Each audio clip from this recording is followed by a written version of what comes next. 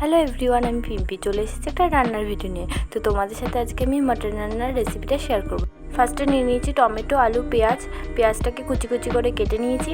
এবারে মাংসটাকে ভালো করে ধুয়ে এবার ম্যারিনেট করে নেবো। প্রথমে দিয়ে দিলাম নুন স্বাদ মতো, তারপরে যে যেমন ঝাল খাও তেমন দিয়ে দেবে লঙ্কার গুঁড়ো, তারপর দিয়ে দিলাম আদা রসুন বাটা, এটা আমি একসাথেই বেটে রেখেছিলাম। দিয়ে দিলাম হলুদ গুঁড়ো, জিরে বাটা আর সামান্য কিছু টক দই। এরপর দিয়ে দিলাম সর্ষের তেল।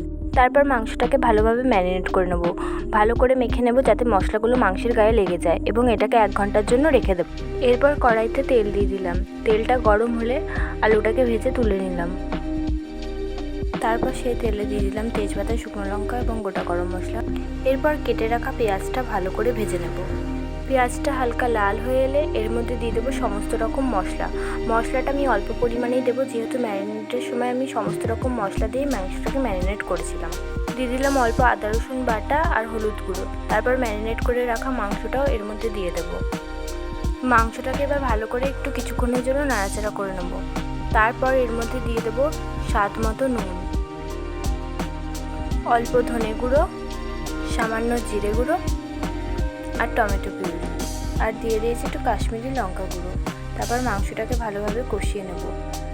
গ্যাসটাকে কমিয়ে আমি কিছুক্ষণের জন্য ঢাকা দিয়ে রেখেছিলাম। তো দেখো মাংসের থেকে তেল ছাড়তে শুরু করেছে আর মাংসের কালারটাও লাল হয়ে এসেছে।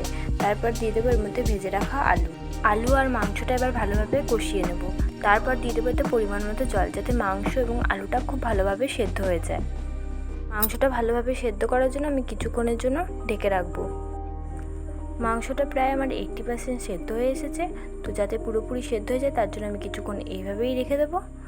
আমি খুব সহজ পদ্ধতিতে মাংস রান্নার রেসিপিটা আপনাদের সাথে শেয়ার করলাম, আপনারাও এইভাবে ট্রাই করে দেখতে পারেন।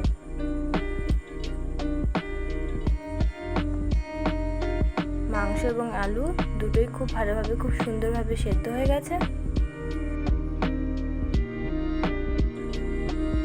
মাংসটা নামানোর আগে আমি এর মধ্যে দিয়ে দিলাম গরম মশলা। তো আমার রান্নাটাও কমপ্লিট। ভিডিওটা ভালো লাগলে লাইক কমেন্ট করে দিও এবং চ্যানেলটাকে সাবস্ক্রাইব করে দিও। দেখা হচ্ছে পরের ভিডিওতে।